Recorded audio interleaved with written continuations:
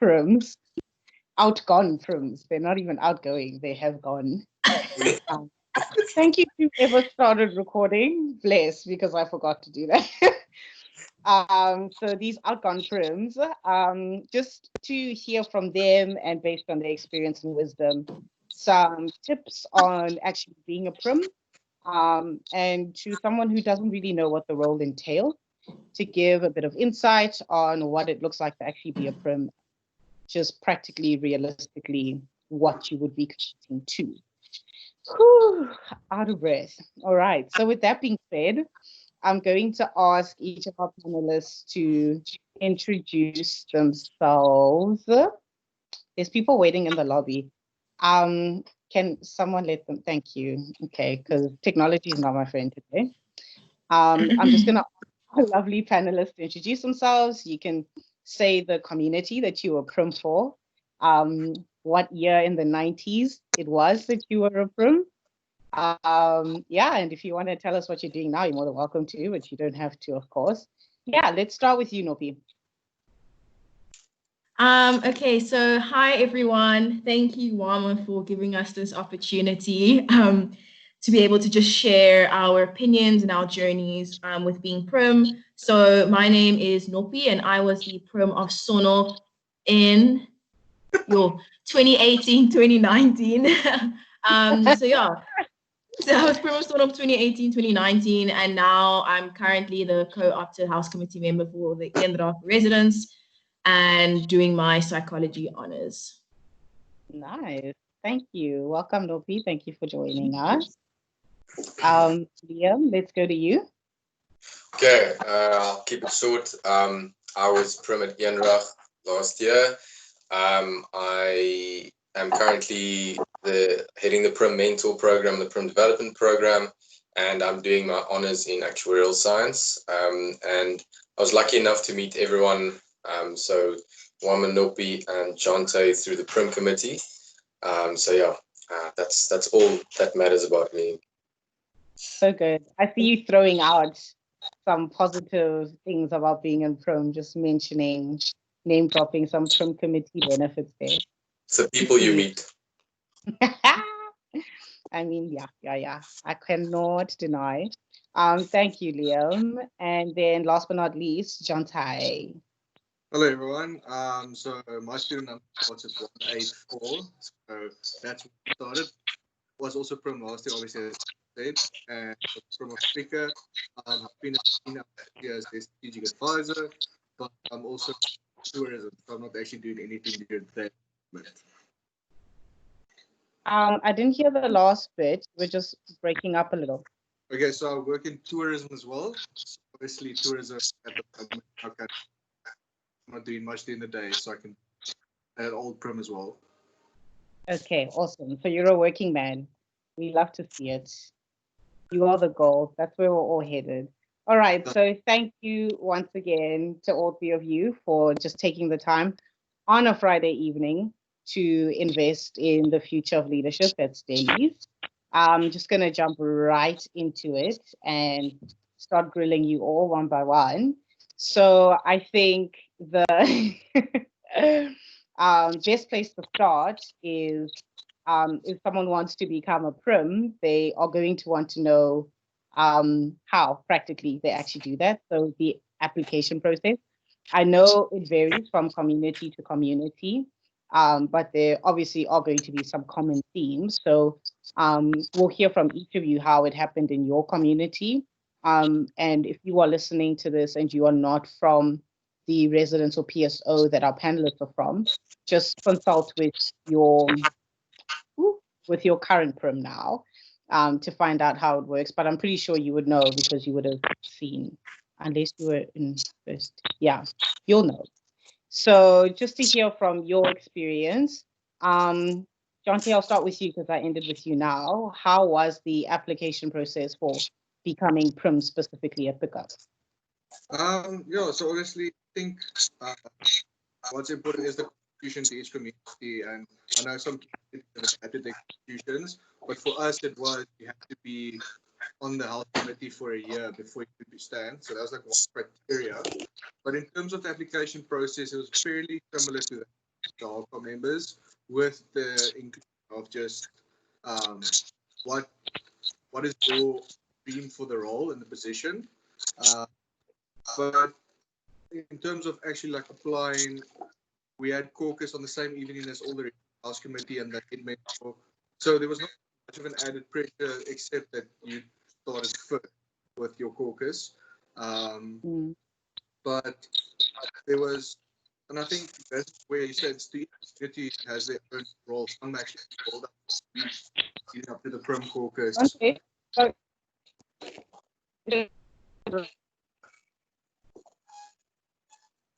we'll hear a bit of a break. Move to something more network. I don't know how technology works. Yeah, you can just try and continue now. Let's see if it breaks again. Well, can everyone hear me though? Like Nopi and Liam? Yes, but you do break up sometimes. Yeah, it's good, and it's good now. Okay, but if there's okay, let me just say short. The process to us was very easy. Focus taken off the others. In terms of actually like preparing anything, I think it was just that I spent some time on. But otherwise, that I think it should rather like if there's any questions to the community specifically, then maybe we can address that. But yeah, that's all, probably everything. Thank you for that insight. Let's move on to Nopi. How was the application process over at Sonop? Okay, so basically when I became Prim, I wanted to change the application process just to tweak it a little bit because I felt as though it didn't have sort of enough meat on it. And why I say that is because if you're going to be running for a position like Prim and, you know, everyone on campus is like Prim, you know, then you might as well really make it worth people's while, but also give every single candidate like the equal opportunity to be heard, you know, by the residents in order for us to try and, you know, minimize the whole idea of a popularity contest. So basically when I ran for Prim though in my year, I spoke to the Prim from the year that I was running for Prim in, and then I also then spoke to previous Prims from Sonop who I knew. Basically then there's like a paper application that we got, and you had to sort of fill out as to why you're running for Prim, what are you going to do for Sonop that's different, and so forth. And then also just sort of list like what you have done in res and also what you've done on campus. And then basically what happens is that they stick it up in the foyer so everyone gets to look at your face and everything that you said for a couple of days. And then Prim caucus sort of came. I was the only candidate in my year. So I mean, it was quite nice. But at the end of the day, like how it would usually work if there was more than one candidate is that, yeah, Prim caucus would come and then the procedures would go from then on. But I'm assuming we'll touch on that at a later stage. And then just to quickly add on to what we sort of changed, or I don't know if it's still like this, but what I changed in my year was that each Prim candidate also had to make a video explaining, you know, sort of why they wanted to be Prim as well. And that was just so that people could have a visual representation of who exactly is running. Because at the end of the day, like living in a res with 265 people, sometimes, you know, people don't necessarily get to see really who a person is. So that was just an addition to the application, as well as just having Q&As prior to the actual caucus. Thank you, Nopi. That was very comprehensive. I forgot that word in the first interview I did today, and then I got it in the second interview, and I'm sticking with it. That was very comprehensive. Thank you. Liam, last but not least. So with us, it was very basic, just a paper application. You had to speak to the resident head, and then if you wanted, you could speak to the predecessor. But what I'll say for you guys as a new group, it is going to be different for you. So I think however your process goes application-wise, just make sure that you can get your image out in a way. And I think it's important, like in your different communities, in your application process, if you feel that the application process isn't representing you well enough and it's more in favor of people who kind of just knew everyone before the thing, I think it's fair to request, okay, can we please just do videos where we introduce ourselves and make suggestions? So don't be afraid to make suggestions for the application process. Nice. That's all. I like that. I like that. Being not waiting to be elected into the position before you start suggesting ways to improve the procedure. That's really cool. And I think, Liam, I'll then kind of riding off the back of what you were saying now. You all mentioned that with your application process, at some point, of course, you are going to have to communicate with people what your vision is and who you are, and motivate why you're running. And if it's written and it's for the rest to see, if it's in caucus, no matter the format, that is still something that can be very stressful and very scary for someone. And I think we have lost a lot of really good candidates who've really gotten in their heads about how to get through caucus and how to write their motivation. So do you have any advice and any tips for how to survive a caucus and how to present yourself best when you are motivating and when you're really trying to show your res who you are? Should I start? Yeah, sure. Okay, sure. So I think for me, in any kind of caucus preparation and when you're giving a speech, the core thing for me is honesty. So be very honest with people. They know you probably, and people can very easily see through bullshit. How I would prepare for a caucus and how I did is I took a lot of walks. I was a lot on my own. I really try to narrow down and simplify in a couple of words or even in a sentence what it is I wanted to do with the house, because people aren't going to respond to a paragraph, so they're going to respond to a sentence that you can give them and say, this is what I'd like to do. And it's something that they can then remember as well. And I think also when you are preparing for a caucus, it's important to, I got people that I knew would ask me very difficult questions. I even asked maybe people that I had challenged me quite a lot in my ARCO term. And I said, listen, sat down with them and I said, go, ask me the hardest questions you can think of. And then what I also did was I had people distract me. So I would have my brother throw these, he threw balloons in my face. So the point of that was just so that when I give my speech and when I answer my questions, and so there are going to be distractions that might come up, and then you might prepare so well, you might prepare your speech so well, but you're not prepared for the distractions that can come. So I put myself in the most difficult situation possible so that the caucus actually seemed pretty easy. Yeah, that's all I have on that. Wow. Really good. Thank you for that, Liam. And I really love that you're touching on preparation, because preparation isn't about you taking walks and then refining what you're going to say so that you can write it down on a cue card and then say it exactly the way that you'd practice, or practicing to say the right thing. It is about knowing who you are and, like you say, being honest and being very sincere about your vision, but also being so respectful of your own vision that you understand the fact that when you are standing in front of a bunch of people and you want to communicate that vision across, if you haven't prepared how you communicate your vision, you might start speaking a different language even. I've seen it happen. So it's not about preparing so that you are copy pasting something in the back of your head, but it's because you know what you want to say. You just don't want the nerves to be the reason that you don't say it the way you want to. So that is brilliant. Wow, balloons on the face. Never thought of that. I was like, if there's a discussion, I'm walking out. Bye. But that's really good. Really good. Hold a mock caucus if you must, with friends and enemies in the room. Just create a caucus environment before caucus so that by the time caucus comes, you're like Liam, just walking in like, I've been through worse. Awesome. Jonté, let's go to you. What do you want to add here?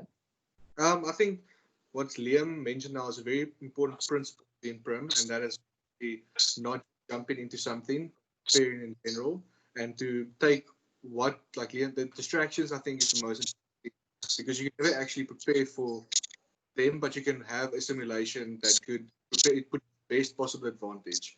And I think, especially with what may lie before with most of you as candidates, is something none of us think you're going to have your own challenges, but you can still prepare some way for them, especially with these virtual caucus that you might face. As you've seen with even with this presentation, there's going to be hiccups. These are the type of distractions where you might be asked to repeat yourself, or your connection just drops completely in the middle of your speech. But you shouldn't be able to panic. You should know, okay, you're going to have a fair chance again, because these things are going to happen. And to at least put your mind at ease to say, okay, whether it happens or not, I'm still prepared and I can continue confidently with my presentation. Yeah, I don't want to repeat too much, but that's the nature of it. Really beautiful. Thank you. And I like that you contextualize the distractions to the climate that we're in right now. It really is possible. I know with my first interview, this set of interviews I did, I got kicked out of the interview because of network. Really awkward when the interviewer gets kicked out of the interview. But if you prepare for caucus and you really prepare for the reality of technology, you might go into load shedding during your caucus. So maybe have something written down that you ask a friend to share or read out for you if your network cuts, you know. Be prepared, and you don't want a distraction to be the reason that people miss out on hearing how good of a candidate you are. So good. Nopi? So basically what I will add on to that, and I guess it could be a little bit more difficult now just with the current climate, is at the end of the day, when I was preparing for my caucus, I knew who I was and I knew why I was doing what I was doing. And everyone who I came across knew my purpose and my vision, not through reading what I had written down, but through the engagements that they had had with me over the years that I had been in res for. So I think something that I really want to leave with people is, whether you're going into a caucus and you're standing on a podium, or you're, sharing a screen or whatever, you need to know yourself. You need to know why you're doing what you're doing, and you need to wear that with pride. And that's the biggest thing that's going to help you, is that, the whole idea of being scared of what are people going to ask me, what are people going to say to me. I think that whole idea of intimidation is in itself so ridiculous, because at the end of the day, we're meant to be building each other up. If someone's running for Prim, we're meant to be sitting there and listening to what they have to say, regardless of what we have thought about them in the past or what we may think about them now. So I think the most important thing is, don't let what if people think this, what if people ask me this, what if someone else says this, get in the way of who you are, of what your vision is, and the fact that you know that you're running for this position because you have something to bring to the table. It's about being so confident in yourself, because you wouldn't have put yourself in this position if you weren't confident with what your capabilities are. So I think that's the biggest. You know who you are, so wear it with pride, and just do what you need to do. Sure. Okay, the three of you really came out. You're not playing today, because I'm making notes and already I filled out a page. So the wisdom is already dripping, and we're like, what? 2 questions in. I really, really love what you're talking about, Nopi, that I say that people are attracted to a candidate who knows how to tell them where you see yourself taking the portfolio, and also how you see yourself taking the res or the university to that place, that vision. So, oh, I'm sorry, there's a mosquito, Lord have mercy. So you really want to, you don't want to rely on what everyone else is telling you should be doing with your portfolio. If you can articulate what your vision is, who you are, and you are clearly very confident in that, and know how the follow-up questions on why and how, then you don't need to worry about, ooh, is this answer going to please this group? Is this answer going to, people want to see that you're confident and that you know what you want to do with the role. Okay, amazing. So with that being asked, the application and caucus, I think another thing that really has a huge influence and can make someone almost second guess applying, if I can say it that way, is thinking about what being Prim does to your schedule. I know for me, it was something I thought about for a while. So can you guys just elaborate on what your schedule looks like as a Prim? How much extra stuff is on your plate just because you're a Prim? Is it as much as people think? And does it have you found that it affected, because you're outbound, your academics quite a bit? Obviously, I'm not looking for you to say, yeah, I was getting high 90s, and then after doing Prim, I was chilling in the 60s. I mean, there's nothing wrong with that. But just did you find that you had to adapt your study schedule, the way you study, how long you have to study, and just your schedule in general, meetings and commitments? Jonté, let's start with you. Okay, I'll just be quick. So obviously, I was final year in my start of Prim. So obviously, I was my first to get my degree and finish off, and then a postgraduate in actually the year. So it all depends, firstly, where your priorities are, and do you want to better your community and also develop your skill set and attain status that you can walk into a professional career with whatever you want to do with that skill set that you attain, or do you want to just jump into it and say, I don't care about my academics or social aspect of it? Because you can have that, but it's ultimately your decision. But for me personally, in terms of academics, because of the result that I knew, okay, I was busy, I had a schedule, and my classes were in the evening last year, which made it difficult for some meetings to happen. I couldn't attend a lot of things. I could only attend those that were during the day. But it all depends. Now we live in an era where you can virtually just call someone at 5 to 7 in the evening on a Friday night, and the concept of time has changed for us, as well as your academic responsibilities and prioritizing things. Now you can have access to it, or most access to it at any time of the day. But now you as Prim have to decide how I'm going to make my community come to this and ensure that my community stays connected virtually. And I don't want to jump the gun again, but with welcoming, how do you want to plan a welcoming when the matrics of this year are only finishing the exams on the 20th of December or 24th? When do they get their matric marks? Do you honestly and realistically expect it to be done in January? Do you really think that the newcomers of 2021 are going to be Stellenbosch by February? Realistically, only March, April. So you need to see what type of pressure do you want to place yourself under, and are you going to start asking these questions? How I'm going to get past 2021 to be a part of a community when our first interaction is going to be a virtual one?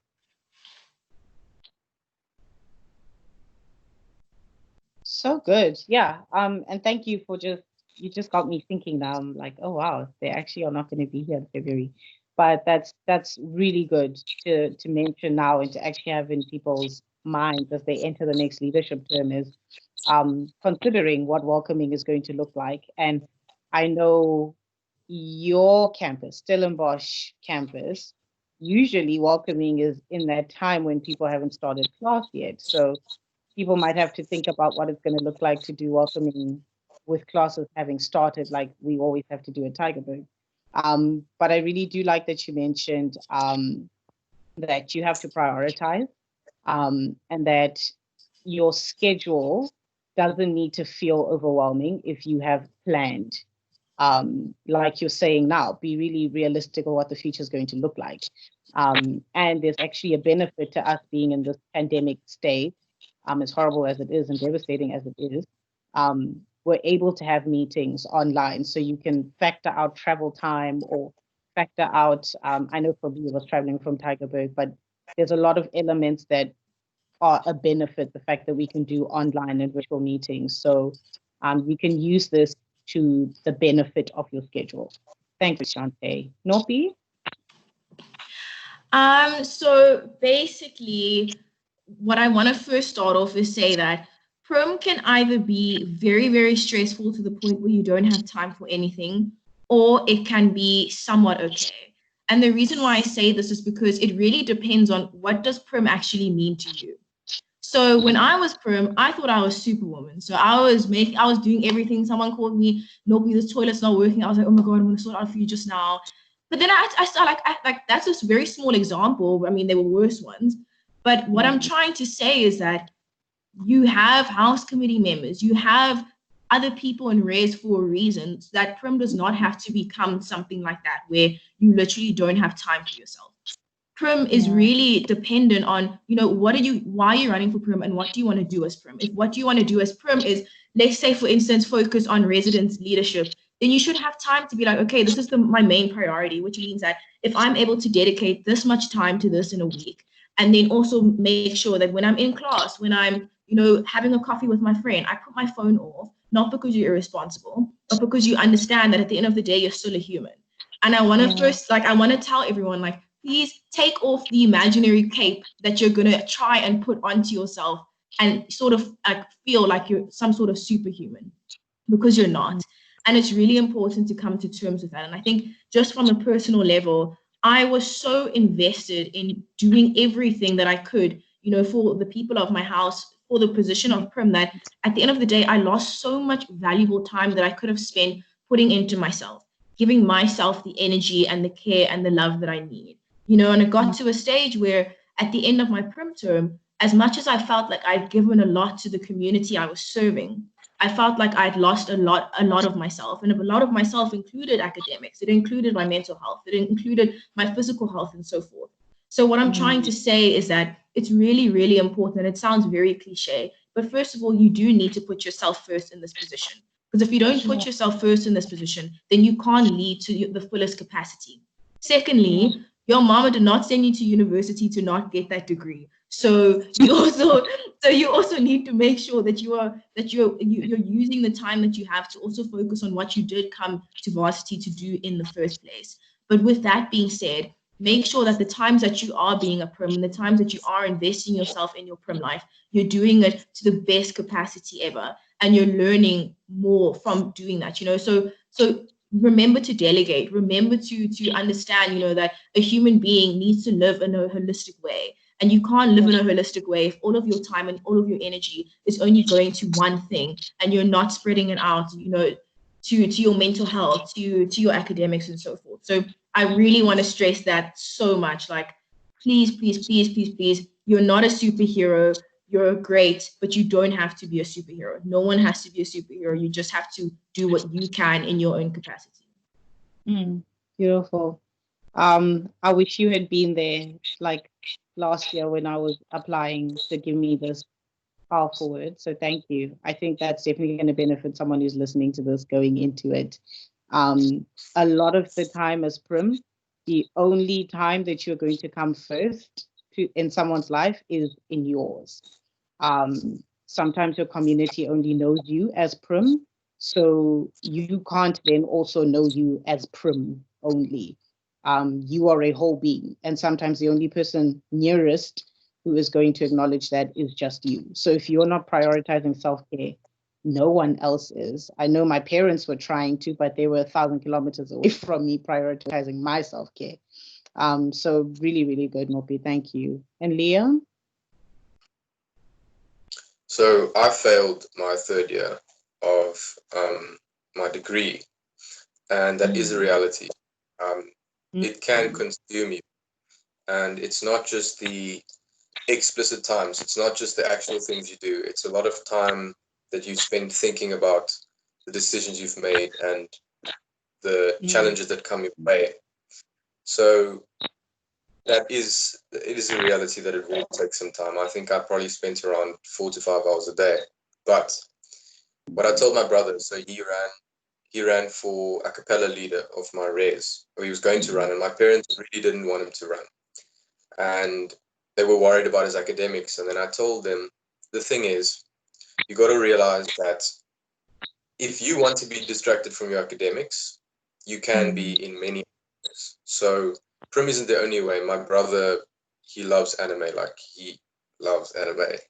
And there are so many other things that can take your time. So it really just comes down to, are you going to prioritize, and do you have the discipline not to do those kinds of stuff? And you have to also, when you're in the position, I think, set your own boundaries, because there's going to be a lot of people maybe higher up than you that are going to try and set those boundaries and try and tell you how much you need to do.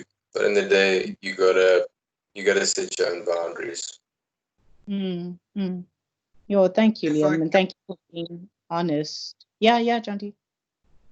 I think a basic principle that can be applied here is just the and/or principle. It's basically, okay, I have to go for physical exercise now, whether it's 5 minutes of skipping rope to a 10 regardless. You can either do that, or you can sit in a hawker meeting, and then, or you could spend an hour going or meeting up with a friend. Simple principle. And so go for your exercise and catch up with, do something you can do together, or make your hawker meetings a 20-minute exercise where you kick a ball around or throw frisbee to each other. Just, that's a very simple idea, but rather combine activities where you can get mutual benefit out of it, or then to start prioritizing going. Nopi said, like, try to do everything, and that's one thing. That also maybe a mistake I made. Trying to get involved in every flipping committee to the extent we can't contribute completely to everything. Thank you. Thank you for, I love this because it's getting really real, which I think is something that we lack in our institution about leadership. Is a lot of the time when it's, especially when it's election season, we start to sugarcoat and talk about all the good that comes with being in leadership. And it's actually just really refreshing to hear an honest opinion and an honest telling of experience and wisdom. And Liam, just on what you were saying, yeah, and it ties in with what Jonté was saying as well. Just really thinking about what you're doing with your time, and really thinking about, okay, if you aren't going to run for Prim because you're worried about your time, what are you going to spend that time that you are saving from not being Prim?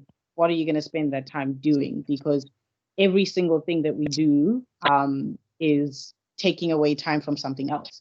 Being in this interview right now is taking away time from something, which means in this moment we prioritize this interview.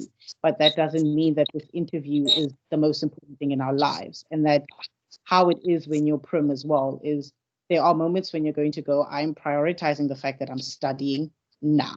And tomorrow at 3 o'clock, I'm going to prioritize the fact that I'm Prim. And the stronger you get at backing yourself and saying that, the better your term or the experience of the term gets, I hope. So I know a lot of people enter Prim hoping that they can make a difference, hoping that they can make a change somewhere, somehow, to something. And maybe looking from the outside, you are wondering how being in this position can help you fulfill that goal that you have. So how do the three of you find that being Prim, like, where do you feel your influence was? Where do you feel that you got to make an impact that you might not have necessarily been able to make if you were in Prim? What doors did it open? Could you face management or different levels of management, or did students trust you more? Like, where, for someone who really just, you don't want to just come to university and get a degree and go, you want to make a difference and make an impact. How did Prim, how can someone fulfill that desire through Prim? Nopi, because your hands make me feel like you're ready to answer this. Okay, so I like the whole narrative of like being very real and very honest with each other, because I think that's definitely how we learn and how we grow. So what I will say is I stepped into Prim specifically because I wanted to create a space whereby every single individual who entered into Sonop felt as though they belonged. And I'll be very blunt to say Sonop for like a whole bunch of years was basically purely Afrikaans. And that basically meant that, people, women of color and, just queer persons and so forth sort of felt like they didn't really have a space in Sonop. And I mean, that was a feeling that I felt when I was in my first year in Sonop. I really felt like, I don't really want to be here because it just doesn't make me feel like as a Black woman, I can flourish in this space. So when I ran for Prim, I told myself and I made a decision that, I want to create a space where people don't just exit Sonop without having gained something. And my whole narrative was sort of pushing the whole idea of women empowerment and why it's important to not only empower each other as women, but also finding ways to empower yourselves. So yes, I did try and indoctrinate the first years by telling them, you're all autonomous beings. And I said it several times throughout our welcoming week. And most of them still remember it to this day. So that just goes to show that something happened. But basically what I'm trying to say is that the way in which I was able to lead or to see the position of Prim seem valuable was through making connections with people. And I think that we like, as much as you don't have to be this extrovert to make connections with people, it's about being able to walk up to someone that's in your house and being able to speak to them and identify some sort of need. Identify, okay, so these are the people who are really, really quiet in Res. Why are they so quiet in Res? And what do I need to do, or what do we need to do to make them feel as though they have a voice within the space, to make them feel as though there's things in Res that are here that are catering to them? And I think that was like a very big thing with our house committee, was trying to find different activities and ways to make people feel as though they belong. So and it seems very small right now. And I think that's something I'm still trying to deal with, is how I came into Prim wanting like to see the biggest change ever, wanting to see everyone wearing tops saying women support women, whatever. And I think that it's important to, and I don't know how to say this not bluntly, but don't raise your expectations so high. Don't go into Prim thinking that you are going to change the whole dynamic of your Res. Everything is going to change and you step off, like you're going to be shook, like people are going to be like, wow, a revolution happened, because that's probably not really going to happen. But what is going to happen is that you're going to identify needs that need to be met in your house, whether that be through making connections with people, whether that be through making events or making opportunities more accessible. You're going to identify those needs. And I think that it's important to pat yourself on the back at the end when you can see that you know that you tried. But I think the most important thing is everyone's going to go into Prim with a certain vision that they have. And as we've seen this year, I mean, no one saw this pandemic coming. And now, that sort of altered the Prims of this year's visions now, because, there's certain things that they maybe can't put into place because of what's happened. But what's important is to come in there with some sort of vision that's able to be molded depending on what the situation is. And my vision was to create a space where women support each other, where women understand their autonomy and the power that they hold in the space. And I wasn't able to do that through starting some sort of revolution, but I was able to sort of achieve that through the different connections and engagements that I made and that I had with people. And I think it depends on what your leadership style is, but my leadership style was very much about connection and about people, and take what you have and just see it grow and be proud of yourself for what you are able to do. Yeah, I love that, Nopi, and I love that you are highlighting that you shouldn't come into your Prim term determined to be the one that fulfills your vision by the end of your term. You might be the one that sparks the vision, but it might only be completely fulfilled 20 years down the line. And if your purpose and your role for fulfilling that vision came to life by you hammering into the first years, the newcomers, that they are capable women and that they are phenomenal, who knows? Maybe there is a first year in there who goes, actually, she's right. And you know what? I'm going to run for Prim. And maybe that person is Cyril's daughter. Who knows? And they build another Sonop and do great things. So don't be possessive about your vision. It's not your vision. It's a vision for the house. And the house might be the people that have to fulfill that vision. Beautiful. Liam, let's hear from you. I agree. I don't think that anyone can really make a big difference. I think you can make a small difference very well. I think you also got to realize that there are some things that you probably won't be able to change, and that's a harsh reality. And you can spend your term fighting against those kinds of things, or you can focus on the things that you can affect. And I do agree that people are what you can affect. And your vision is important, but so is theirs. And for me, I've always been interested in developing people and developing their potential as leaders and as followers as well. And what I realized was in the position, and that's why one of the reasons I stood is I had these ideas, and what Prim does for you is it lends you that credibility, because when people know that you're Prim, they know that people trusted you, and they will listen to you, even if you have exactly the same thing that you would have said in a different position or in no position. They will listen to you a bit more carefully. Also realize that your presence there, I mean, with Nopi, for example, she was the first black Prim of Sonop, and I was the first also a person of color at Eendrag, and so on. Already your presence there does make a difference. Alone.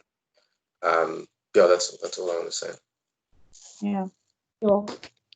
Actual goals. And one thing I know, or not one thing, I know quite a few things about you, Liam, but something I remember and always associate with you is that you are so passionate about leadership development and the development of individuals. I see you now even taking notes. It's probably because you want to incorporate it into a course at some point. I see you. And I've really always admired that about you, because it's exactly like you say, knowing that being Prim gives you almost that credibility, and not using that in a boastful way, but using that to actually unleash something in someone else. Telling someone, hey, do you know that you are a phenomenal leader, sounds very different when it comes from a classmate versus their Prim. And knowing that you can actually activate something in someone just because of the title that you're holding. So good. John? Yeah, I think if I could just add, and I want to keep it short, is that we must, that approach that we as a Prim going into position, knowing that we're not going to be able to change everything. We should already also realize that those before us also had unique challenges, experiences, and we're taking and, like, I was also like crucifying the previous generations for things they didn't do or get to, but then you realize only at the end of your term, like, oh, I wanted so many things to change, but I was faced with this one issue, and that's exactly like taking it back to what we are now. Like, we can't tell you how you're going to have to deal with certain situations now, because you have a completely different, unique experience. And if we were in the position, we would also have to adapt to this and find a new way of doing something. But just going to the root of it, you have to take what you have failed at the past, use those mistakes, and then just not repeat them.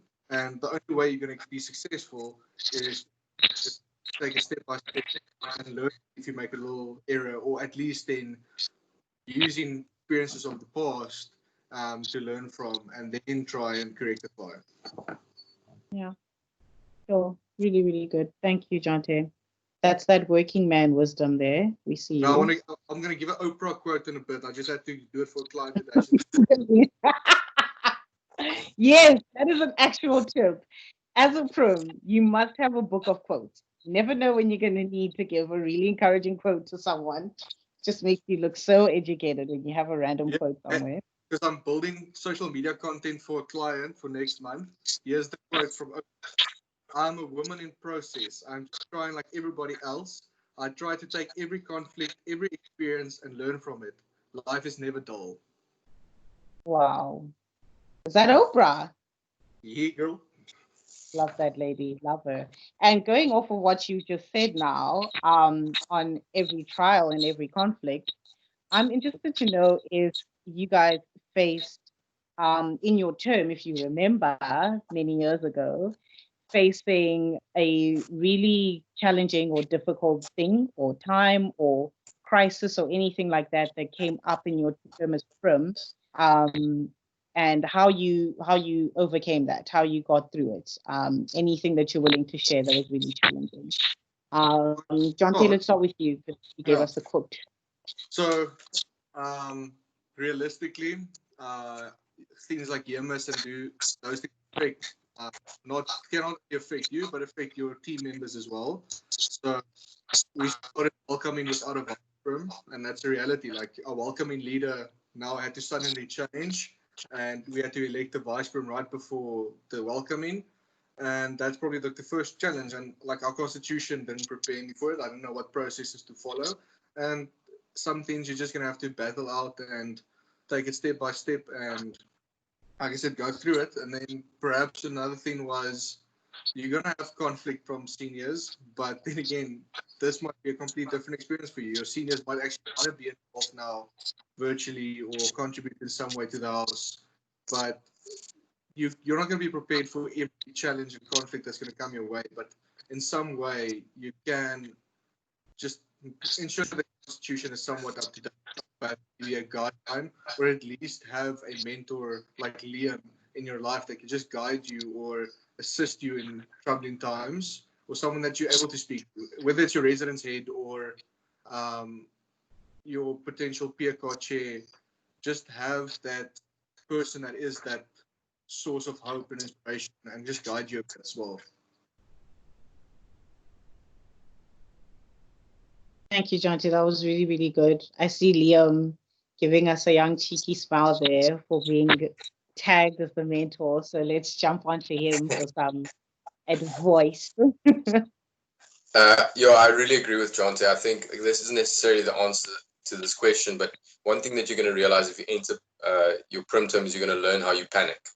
And you're also going to learn that, like, when you panic, you have no idea what to do. So I do suggest, like, getting a good support group, and especially somebody that you can go to, somebody who maybe knows how you reason about things when you're of sane mind, but also someone who can just calm you down. I think that's important. And challenges, yeah, I made a big decision. So Eendrag is quite an Afrikaans res, or historically, and I decided to, adapt the song to include English and Xhosa as well, and I wrote the new house song. And initially, I really received a lot of backlash, and that's the thing. I think if you're standing for Prim, if you make it, there is a good chance that you like being liked, and I think it is useful sometimes because people's likability, wanting to be liked, leads to them doing good things. But you sometimes then don't want to make certain decisions.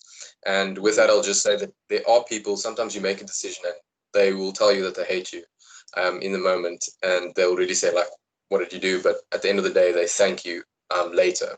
And also, it is difficult, but at the end of the day, you've got to make decisions even if people aren't going to like you for it.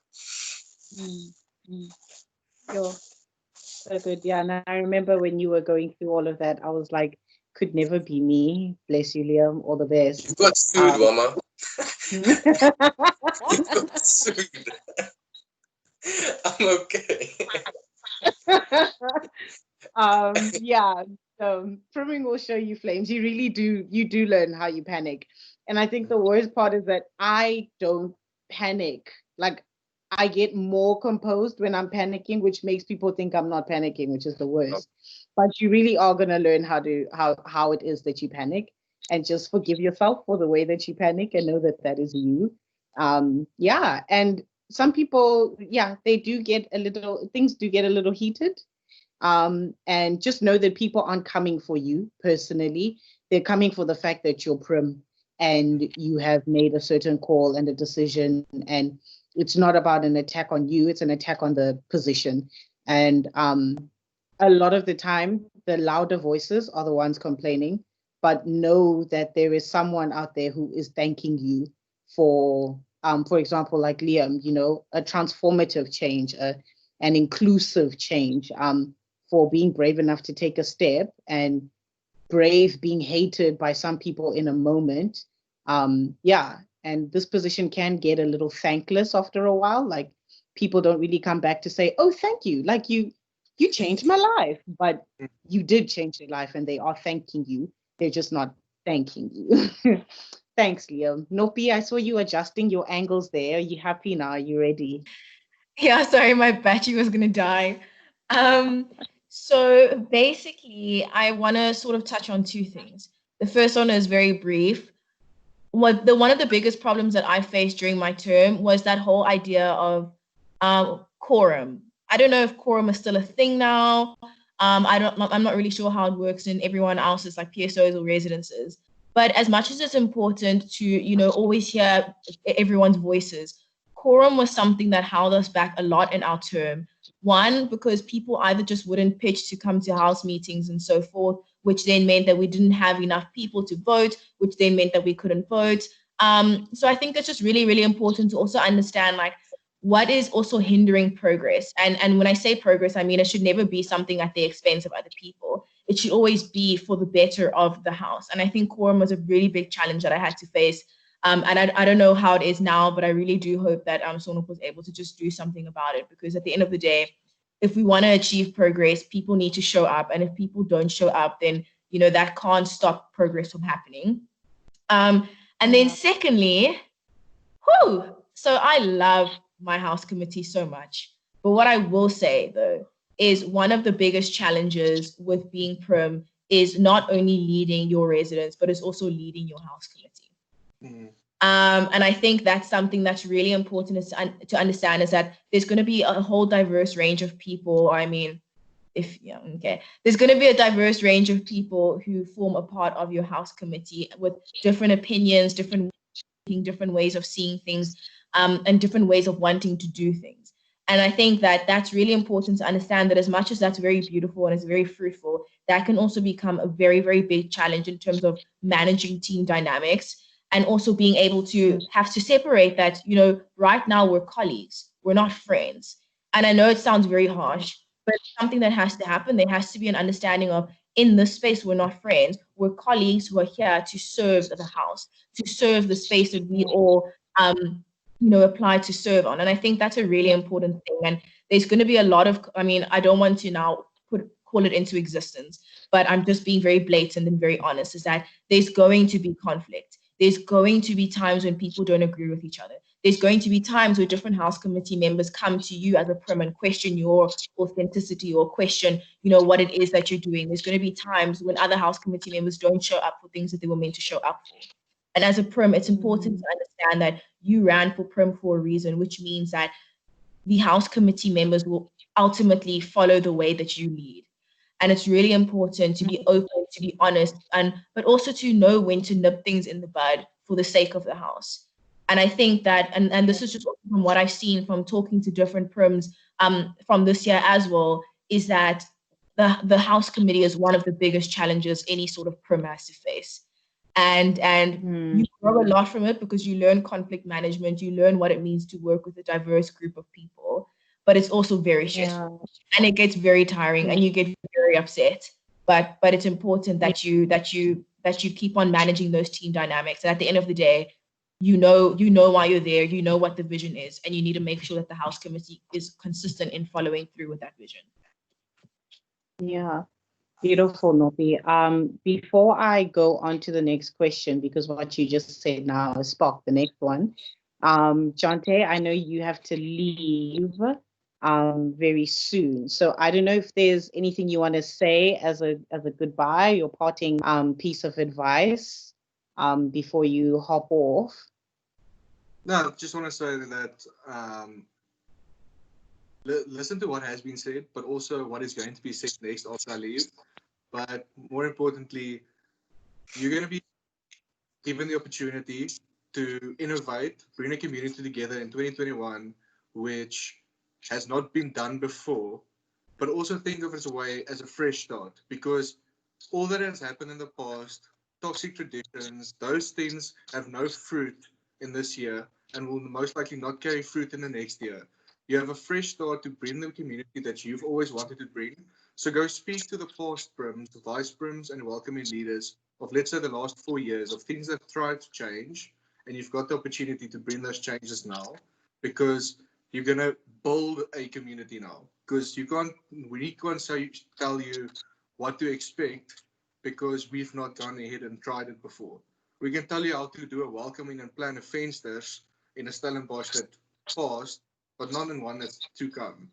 So I'm going to end on that note and say you're welcome to share my email with anyone that might have questions, but if this thing might play out, like you say, in the TV in the next 5 years, so I don't want to be contacted in 5 years from but, just change your email address. Yeah. Anyone in 2020 that wants to contact me is welcome to do so. Great. Thank you so much, Jonté. It's been a pleasure having you, and thank you so much for investing in the future of Pukke. All right. So from Nopi's, from what you were saying, you touched on team dynamics, which I think is one of those things that you either see coming as a Prim or you don't, and I hope everyone here is now going to see it coming. But I know for me, something that was really stressful when I thought about was the whole having to conduct a hawker meeting and having to lead a team of house committee, and it's not a team of people who decided to apply together. It's individuals who must now come together under one vision to serve the house. So do the two of you have any real practical tips on how you tackled chairing meetings, hawker meetings, advice you have for people who will be chairing them in the future, and maybe even team dynamics, if there were any strategies that you used on that? I'll start with you, Nikki, because you sparked the question. So I want to first say that house committee meetings are fun in the beginning, and then eventually you realize that this is taking a lot out of my time.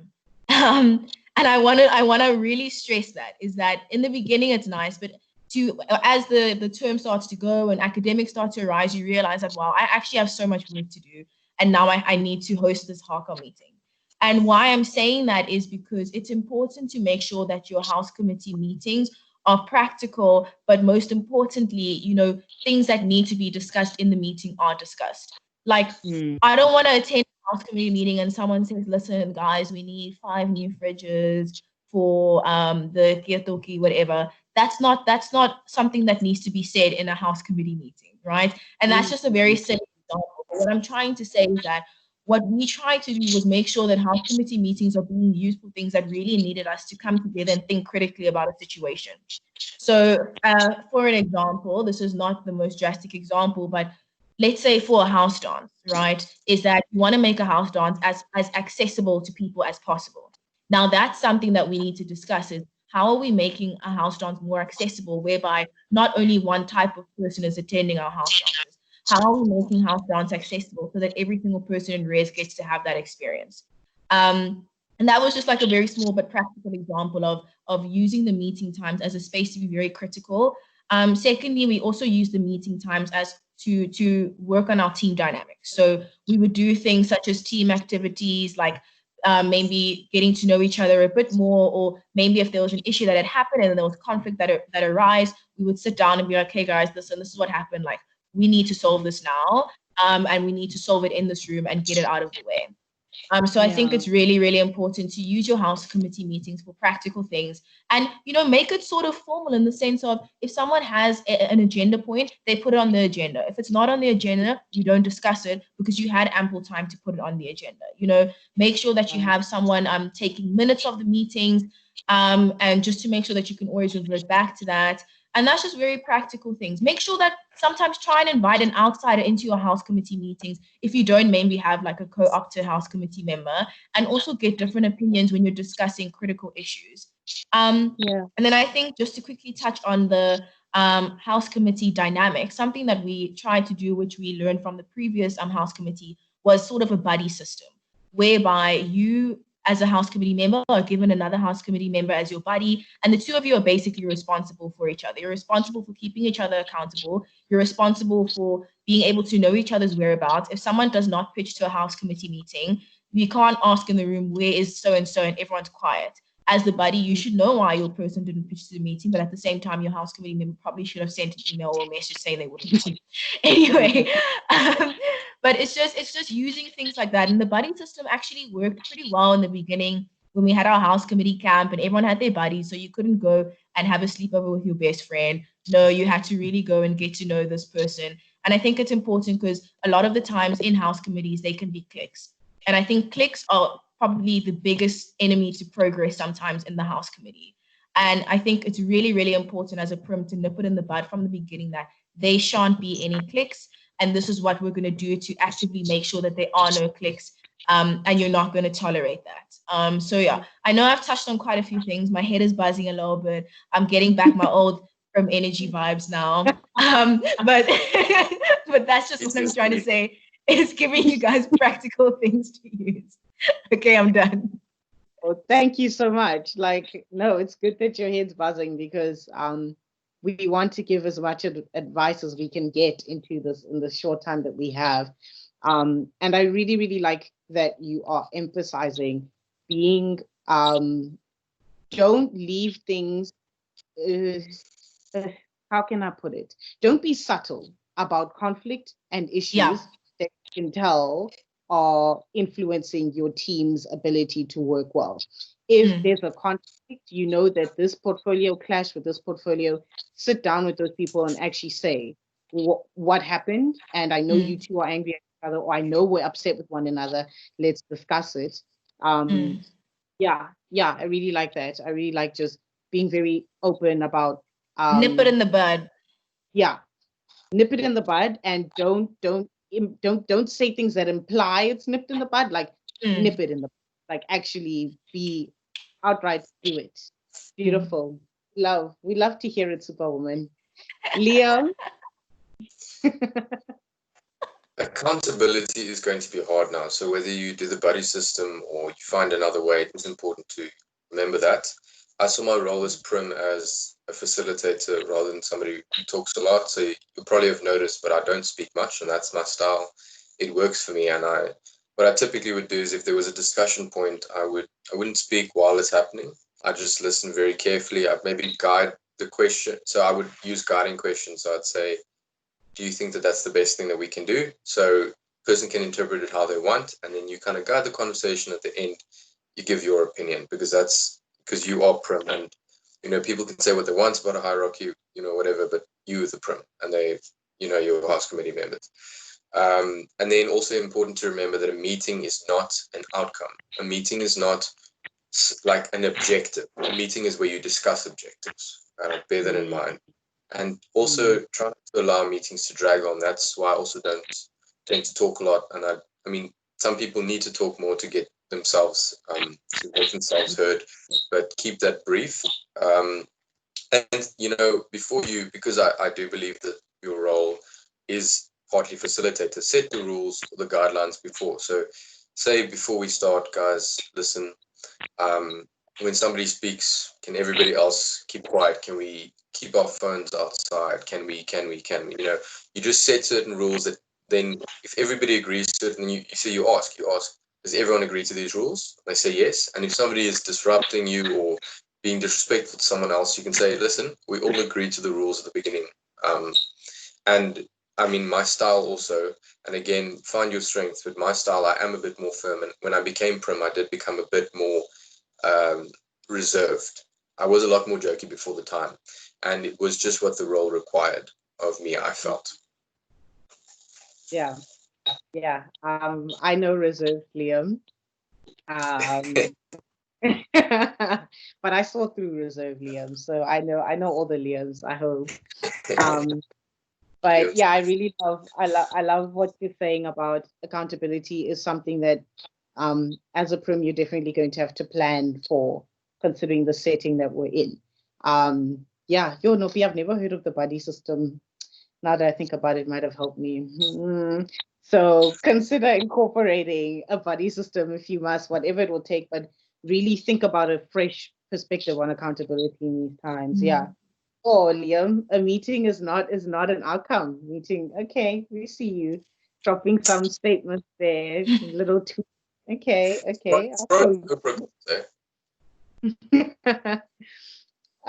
So I think we are nearing the end of this amazing interview. I mean, I wish it could go on and on because I'm learning a lot.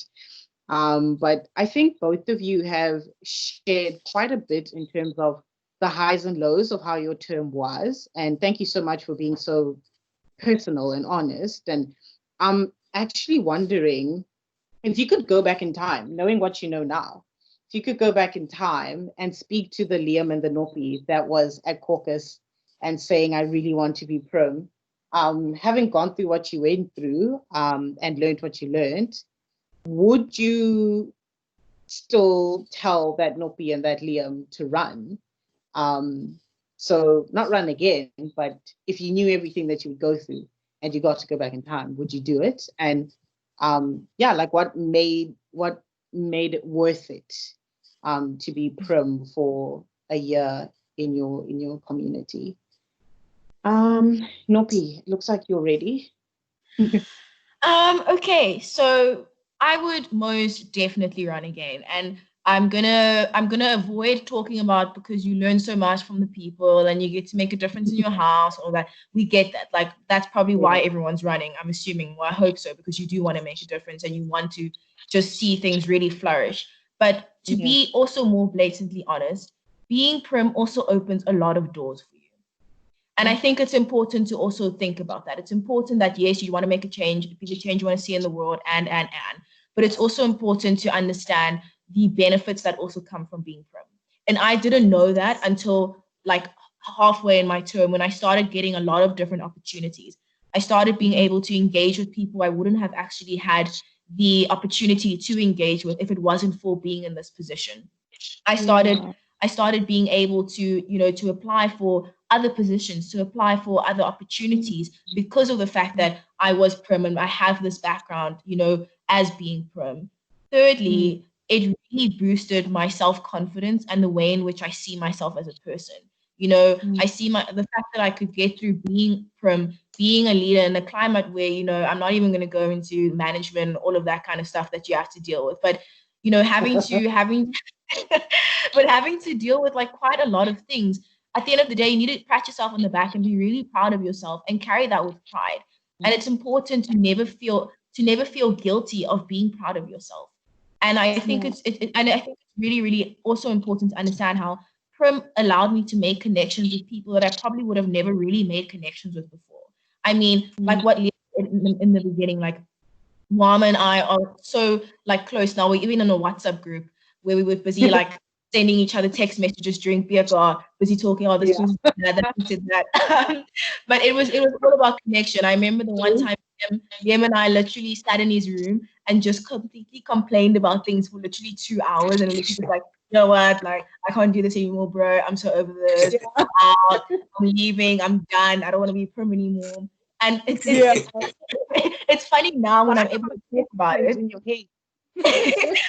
but during the time, like you value how much connection you're able to make with people. And I think it's also really important to look at it from that perspective. At the end of the day, we need to understand that as much as we want to be leaders, we're also building a brand. So build your brand. Being Prim is adding to your brand. And that's really good because we're living in a world nowadays where you can't wait for people to come up to you and ask you, how will you please do this? You need to gain the confidence. You need to gain the skills to be able to sell yourself and be like, you know what, this is what I'm capable of. This is what I've done. This is why I did what I did. So also think about it in that way. Yes, we want to change the world. We want Stellenbosch to be better. Everyone does. And it will be better with people who are availing themselves to be leaders who are present and leaders who want to make a difference, but also realize the individual success that comes with that. So don't be afraid to pat yourself on the back. Don't be afraid to say this is going to also look really nice on my CV, because it will. And that's facts. Yeah. Maybe it'll get me in like some HOD of some hospital, I hope so. Who knows? But yeah, I love Edo. I love that. I really love that, Nopi, because you're emphasizing that being Prim is an opportunity to change the world, but also being Prim changes your world. So that's so good. That is so good. Liam? I have the same answer. I mean, I'm very open about that. I think when you take on something as big as Prim, you can't just, you got to be honest with yourself about your intentions, and you got to be honest, like, listen, I don't just want to do this for other people. I want to do it for myself. It's going to look good on your CV. You are going to have a network. It is very good for your self-development. What I will say is, so just to clarify firstly, I would tell myself to do it again, but I'd also tell myself it's going to be very, excuse my French, it's going to be very shit. It's going to be very cuck. But the reason I would do that again is actually in like quite an opposite way. So it boosted your self-confidence, Nopi. It actually shattered mine, and it revealed a lot of insecurities that I had to myself. But that was what I needed. That was what I needed to do. I needed to learn, firstly, how I panic. I needed to learn how I'm going to struggle, that I'm not as good at decision making as I thought I was, that there's a lot of things I'm really insecure about that I didn't realize. And you also, I think that's also important, like, you learn because if you think about it, right, Prim, maybe one day you're going to end up as an HOD, like Wama said, or CEO, whatever. If you make a mistake down the road, there's a lot more at stake. There's like maybe people's lives, people's jobs, a lot of money at stake. Right now, if you make a mistake because of your own weaknesses, then it's kind of like, okay, the house is angry at you or whatever. You also, I think the last thing I'll say is you also learn where you go. So I wasn't much of a drinker. I didn't drink in first year, didn't really drink in second year. When I became Prim, yeah. And that's where I went. And I think that's where a lot of Prims go. And you do kind of learn, certain, coping mechanisms are better than others.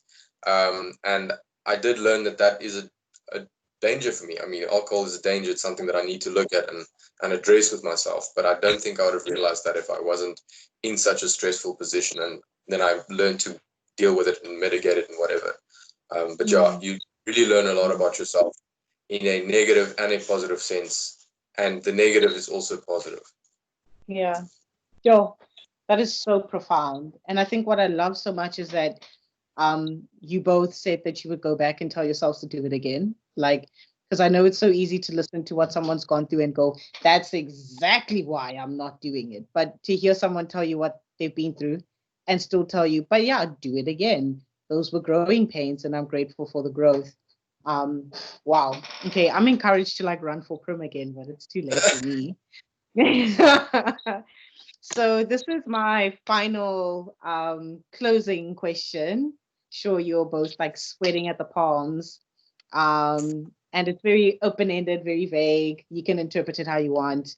And this one is just for someone who is listening to this now or later or watching this, who is really considering being Prim or really second guessing, really unsure. What is your final piece of advice, final word, something you wish someone had told you, or your final encouragement, or whatever it is, your last word to someone who's listening to this? Say they've forgotten everything you said up until now, although that's impossible because I have it all written down.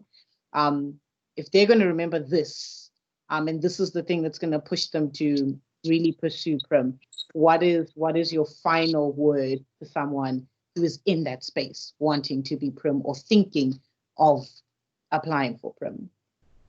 I see you're both deep in thought. I'm wondering if I should stall while you think or if you're ready. Not that you look ready. You get close to the screen. Nopi literally came closer to the screen because she's so ready. And then she started Googling. I see your strategy, Nopi. She just muted her mic and she's like, yeah, that's it. Oh, her connection is out. Tapping out. You see there. Wait, is it me now? Yeah, it's you. Sorry, I can't hear anything. We were talking about did you hear the question? I think the question was like the final words I would leave or something like that. Yeah, basically. That's exactly it. You can interpret it. Okay, who's going first? Sorry, I didn't hear. Go I can't hear anything. Okay, I'll go first. Go. Okay, I'll just repeat what I said on that. I don't think that people can really make a big difference, but I think you can make a small difference very well, because sometimes thinking you can make a big difference can actually disillusion you from actually contributing what you can.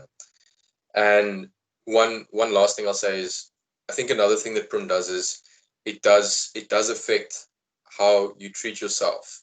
And when you change your the way that you view yourself, and if you view yourself with more authority and more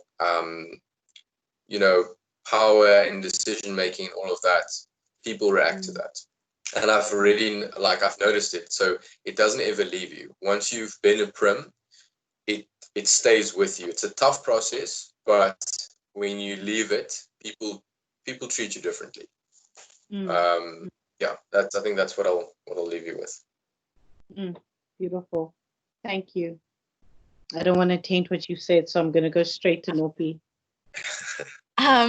So I think what I will say is, and this is what I said to myself for a long time, when there was one point where I was over being prim because I just couldn't do it anymore. I physically and mentally couldn't do it anymore. I had to go to campus health because I was so sick. And that was just from being prim. And I called my mom, my sister one night, and I was literally just like crying. And I said, I don't want to do this anymore. I'm so sad I can't. And that's when I realized, when I spoke to them in that moment, is that I was crying and I was getting sick and everything because I kept on trying to be the leader that I thought everyone wanted me to be. But I didn't realize that in that moment, I had to be the leader that I could be. I had to lead the way that Nopi can lead, not the way that those people wanted me to lead, but only the way that I could lead. And I think from that moment on, like everything sort of changed. I wouldn't necessarily say for the better because it was still difficult, as Liam has alluded to. It was still difficult, it was still hard, but it made it so much more worthwhile at the end of it all when I was leading the way I would lead as a person. And I think just lastly, something I always say to myself is you're only influencing people if you're inspiring them to be better and to do better. And I think that should be a mantra, if you want to call it that, is all my actions inspiring not only myself, but the people that I'm leading to want to be better. Sure. This is ridiculous. I don't understand how you guys haven't started a podcast or something, because I literally at some point I got a little teary-eyed and then I had to like cut my video because I was like, no way, I'm not breaking. I cannot thank, and Jonté in his absence, I cannot thank the two of you enough for taking the time on a Friday to do this, to share, for being so genuine and being so honest, and investing in the future of the role of Prim. I have said it to everyone, but I really do mean it when I say that it speaks a lot to the character of your leadership, the fact that you are willing, years after you were Prim, to come back and still invest in the mission and the vision of Prim and into the next generation of Prims. It shows that it wasn't just about your personal legacy, but you actually care about the legacy of the role and the vision of the role and the potential of the role. So thank you. And I think you definitely are inspired. Like I said, I'd run for Prim right now again. So I know there's people listening to this who are inspired, and I hope you're fine with them getting in touch with you. I'm sure some people have been writing down your emails throughout. Maybe they want some more practical advice, maybe like the buddy system or something. But thank you. Wow, this was wild. Thank you for sharing. Thank you. Yeah, I really appreciate like all of this, and also just to the 11 or 12 people watching, like I think you really, if you are doubting whether you're going to do Prim or not, just consider that you spent a Friday evening, you spent an hour and a half listening to the meeting, speaking about Prim, and I think your actions have spoken for you. Sure. Mic drop. Best way to end it. Nopi's dog there. Thank you to everyone watching and who will be watching this later, because I know this is going to buzz. Like, I think I'm going to make this a podcast. Thank you. And thank you for taking the time to actually care about changing lives, one small step at a time. So thank you, everyone. That's it from me. That's it from the panel. That's it from this interview. You can rest, digest, eat, sleep, do whatever you do on a Friday evening. Thanks again. Bye. Bye. Bye, everyone. Bye. Oh, I should have asked Liam to sing for us, eh?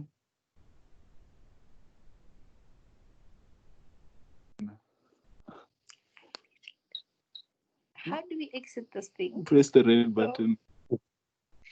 Am I going to be able to access the recording?